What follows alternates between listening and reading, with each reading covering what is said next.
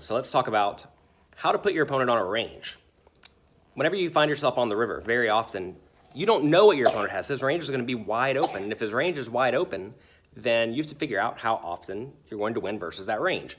Let's say on the river, you know your opponent's range is going to be mostly busted flush draws and nut hands.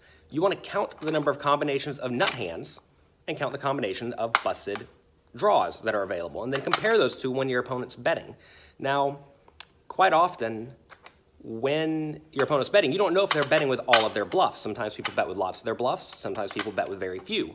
And that's really the hard part whenever you're facing a bet on the river, because you don't know if your opponent's going to be bluffing all their bluffs, some of their bluffs, etc. If your opponent's always going to bluff, quite often you're going to need to call. If they're never going to bluff, quite often you're going to need to fold.